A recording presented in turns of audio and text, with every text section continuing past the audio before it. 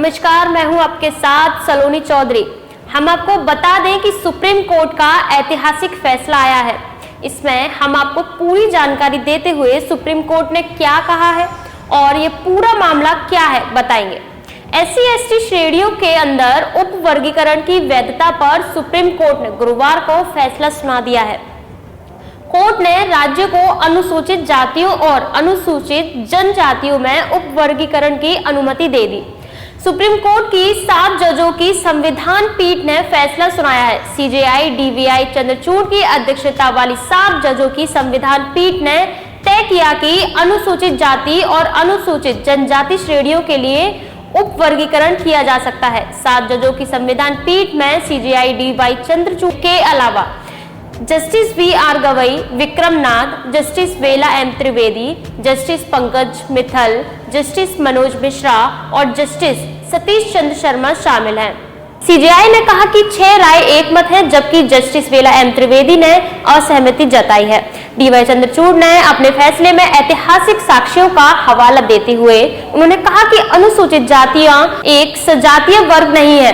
उप वर्गीकरण संविधान के अनुच्छेद 14 के तहत निहित समानता के सिद्धांत का उल्लंघन नहीं करता है। साथ ही उप वर्गीकरण संविधान के अनुच्छेद 341(2) का उल्लंघन नहीं करता है। अनुच्छेद 15 और 16 में ऐसा कुछ भी नहीं है जो राज्य की किसी जाति को उप वर्गीकृत करने से रोकता हो। अब हम आपको बताएंगे सुप्रीम कोर्ट ने क्या क्या कहा है। ST/SC की चुनिंदा जातियों को ज्यादा आरक्षण का रास्ता साफ। सुप्रीम कोर्ट के फैसले के बाद राज्य अब चुनिंदा जातियों को ज्यादा आरक्षण दे सकेंगे।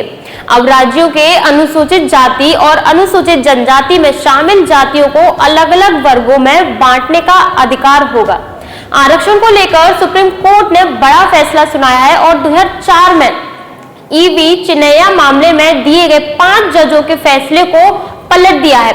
2004 में दिए उस फैसले में सुप्रीम कोर्ट ने कहा था कि SC/ST जनजातियों में सब कैटेगरी नहीं बनाई जा सकती।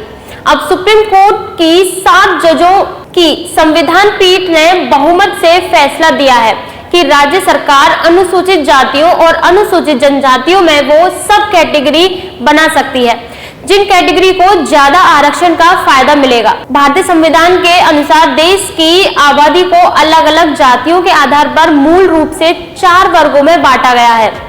अब सुप्रीम कोर्ट के फैसले के बाद अनुसूचित जाति और अनुसूचित जनजाति के अंदर भी कई वर्ग बनाए जा सकेंगे। ऐसे में राज्य सरकारें अनुसूचित जाति या अनुसूचित जनजाति के अंदर आने वाली किसी एक वर्ग को ज्यादा आरक्षण का लाभ दे सकेगी। वेला M त्रिवेदी के अलावा अन्य 6 जजों ने यह माना कि अनुच्छेद 15-16 में ऐसा कुछ नहीं है जो राज्य को किसी जाति को उप वर्गीकृत करने से रोका जा सकता है।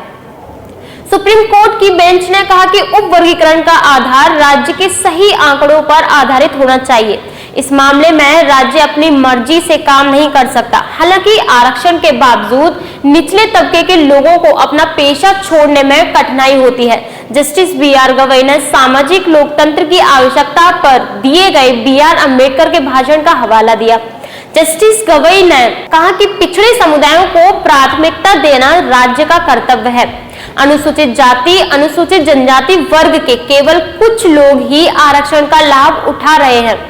जमीनी हकीकत से इनकार नहीं किया जा सकता कि SC/ST के भीतर ऐसी श्रेणियां हैं जिन्हें सदियों से उत्पीड़न का सामना करना पड़ रहा है। उप वर्गीकरण का आधार यह है कि एक बड़े समूह में से एक ग्रुप को अधिक भेदभाव का सामना करना पड़ता है। अपने फैसले के पक्ष में सुप्रीम कोर्ट के जजों की तरफ से कहा गया कि अनुसूचित जाति के क्रीमी लेयर यानी संपन्न वर्ग के बच्चों की तुलना गांव में मैला ढोने वाले अनुसूचित जाति व्यक्ति के बच्चों से करना बेईमानी होगी। जस्टिस BR गवई ने बाबा साहेब अम्बेडकर का एक बयान पढ़ा कि इतिहास बताता है कि जब नैतिकता का सामना अर्थव्यवस्था से होता है तो जीत अर्थव्यवस्था की होती है। अब हम आपको बताते हैं कि पूरा मामला क्या है। दरअसल पंजाब सरकार ने अनुसूचित जातियों के लिए आरक्षित सीटों में से 50% वाल्मीकि एवं मजहबी सिख को देने का प्रावधान किया था। 2004 के सुप्रीम कोर्ट के फैसले को आधार बनाते हुए पंजाब एवं हरियाणा हाई कोर्ट ने इस पर रोक लगा दी थी। इस फैसले के खिलाफ पंजाब सरकार व अन्य ने सुप्रीम कोर्ट में अपील की थी। 2020 में एसटी की 5 जजों की संविधान पीठ ने कहा था कि वंचित तक लाभ पहुंचाने के लिए यह जरूरी है। मामला 2 पीठों के अलग अलग फैसले के बाद 7 जजों की पीठ को भेजा गया था। आज के लिए बस इतना ही। ऐसी तमाम बड़ी खबरों को देखने के लिए बने रहिए हमारे